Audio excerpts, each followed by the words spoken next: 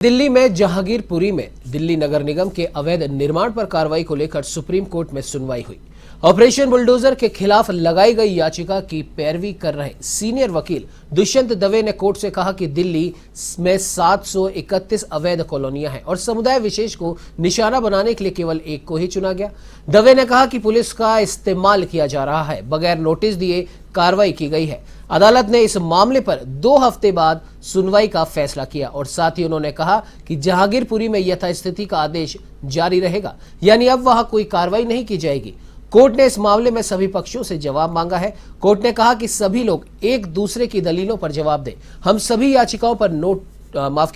सभी याचिकाओं को नोटिस कर रहे हैं। हमारे आदेश के बाद भी कार्रवाई चलती रही है तो हम इसे भी गंभीरता से लेंगे। कोर्ट ने यह साफ कर दिया कि यथास्थिति का आदेश सिर्फ दिल्ली के लिए है। तो वही आज कांग्रेस की 15 सदस्यीय टीम भी जहांगीरपुरी पहुंची और हालात का जायजा लिया। अजय माकन के नेतृत्व में प्रतिनिधि मंडल ने जहांगीरपुरी पहुंचकर लोगों से एमसीडी की कार्रवाई को लेकर चर्चा की।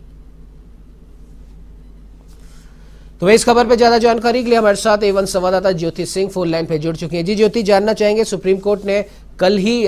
जहांगीरपुरी में जो अतिक्रमण हटाया जा रहा था बुलडोजर के माध्यम से, उस पर रोक लगा दी थी और ये कहा था कि यथा स्थिति बरकरार रखी जाए। उसके बाद आज हुई सुनवाई में पक्ष और विपक्ष दोनों लोगों ने अपनी अपनी दलीलें दी हैं। क्या कुछ और अपडेट है इस खबर पर? जी बिल्कुल, देखिए उमंग, इस वक्त जहांगीरपुरी पे हम लोग यहाँ पर मौजूद हैं और जिस तरीके की इस वक्त यहाँ की स्थिति बनी हुई है, देखिए एक तरफ अगर हम बात करें जहांगीरपुरी मामले को लेकर, सुप्रीम कोर्ट में भी सुनवाई हुई और सुप्रीम कोर्ट ने 14 दिनों के लिए यानी कि 2 हफ्तों के लिए स्टे लगा दी है। बुलडोजर पर अब रोक लगी हुई है 2 हफ्ते के लिए। वहीं देखिए कांग्रेस की 15 नेताओं की डेलीगेशन टीम जहांगीरपुरी पहुंची हुई थी और देखिए कांग्रेस नेता अजय माकन के नेतृत्व में पार्टी का जो पूरा प्रतिनिधि मंडल था वो जहांगीरपुरी पहुंचा हुआ था और यहाँ पर उन लोगों से मुलाकात की, उन लोगों ने जिनकी दुकानें, घरों को कल एमसीडी के जरिए कार्रवाई में नुकसान पहुंचा। और इसके बाद कांग्रेस के जो नेता है वो सोनिया गांधी को इस पूरे मामले की रिपोर्ट सौंपेंगे। और देखिए अभी जस्ट यहाँ से ये पूरा डेलीगेशन यहाँ से निकला है, पीड़ितों से मुलाकात की है और जिस तरीके से यहाँ पर देखिए दोनों ही समुदाय के लोग हैं, फिर चाहे वो हिंदू हो चाहे वो मुस्लिम हो, जिनकी दुकानें और घरों को नुकसान पहुंचाया गया है, जो अतिक्रमण है, अवैध अतिक्रमण है, वो यहाँ पर किया गया है। देखिए कुछ लोग यहाँ पे जो स्थानीय निवासी हैं वो अपनी रिपोर्ट्स यानी कि अपने जो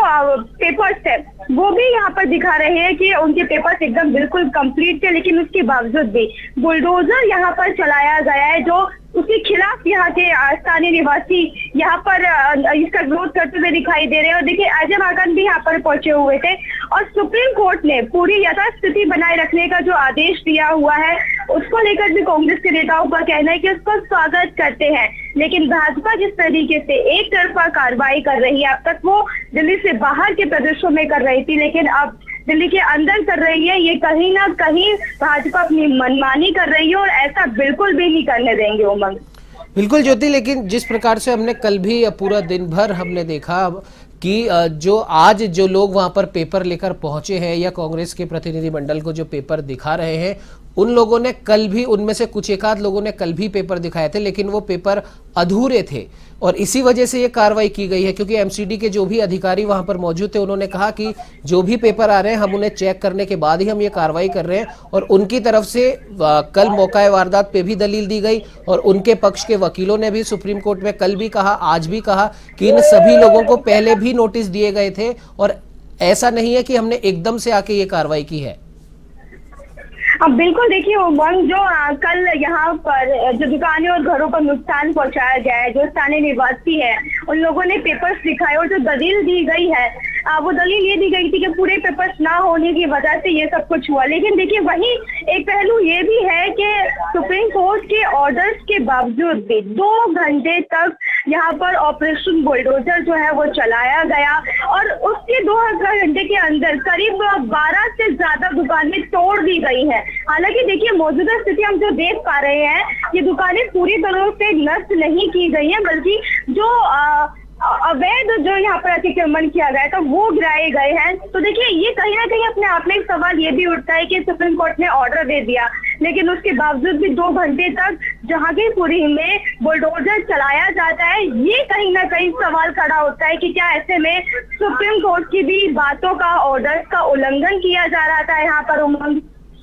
ज्योति, इसके लिए जो एमसीडी के अधिकारी थे, हमने उनकी भी कल प्रतिक्रिया जानी थी। उनका ये कहना था कि हमारे पास लिखित में कोई आदेश आया नहीं है, ये सिर्फ समाचार के माध्यमों से ये पता पड़ा है, और जैसे ही उनके पास, भले ही वृंदा खरात के माध्यम से हो, लेकिन जैसे ही उनके पास लिखित में आदेश आया उन्होंने तुरंत कार्रवाई रोक दी। जी बिल्कुल उमंग, देखिए जो दलील दी गई थी एमसीडी की तरफ से वो यही था कि लिखित में हमारे पास कोई ऑर्डर्स नहीं है, और जब तक ऑर्डर्स हमारे पास आए तब तक बुलडोजर चल चुका था। लेकिन जैसे ही ऑर्डर आए हमने वैसे ही रोक लगाई, और उसके बाद आगे की कार्रवाई को रोक लगा दी। देखिए अब जिस तरीके से यहाँ दिल्ली का मौसम बदल रहा है, वैसे वैसे सियासत भी ऑपरेशन बुलडोजर को लेकर तेज होती हुई दिखाई दे रही है। यहाँ पर एक तरफ कांग्रेस है जो एमसीडी यानी कि और बीजेपी, इन सब पर हमलावर है, और ऐसे में बीजेपी लगातार जो है ऑपरेशन बुलडोजर चलाने की बात कर रही है, और उनका कहना है कि जो अवैध अतिक्रमण है उसके खिलाफ बुलडोजर चलता है और चलता ही रहेगा। ऐसे में देखिए आर पार की लड़ाई में स्थानीय निवासी जो है वो पिस रहे हैं, और ऐसे में तनावपूर्ण स्थिति जो है वो और भी ज्यादा तनाव यहाँ पर बढ़ता हुआ दिखाई दे रहा है उमंग। जी बिल्कुल ज्योति, और एक आखिरी सवाल यह है कि जिस प्रकार से जो वहाँ के स्थानीय लोगों की तरफ से जो जिन वकीलों ने जो दलील दिया है, उन्होंने कहा कि एक तरफा कार्रवाई हुई है, लेकिन एमसीडी के अधिकारियों ने, और कल हमने तमाम जो विजुअल जो इसके देखे हैं उसमें हमने भी देखा कि वहाँ पर सिर्फ एक पक्ष में नहीं बल्कि जो हिंदू भी जो वहाँ पर थे उनकी भी दुकानें तोड़ी गई हैं। तो इस बारे में क्या कुछ सुप्रीम कोर्ट की तरफ से आया? बिल्कुल उमंग, देखिए सुप्रीम कोर्ट में जो दलील दी गई, एक तरफ विपक्ष की तरफ से और देखिए सत्ता पक्ष की तरफ से जो दलील दी गई उसमें ये कहा गया कि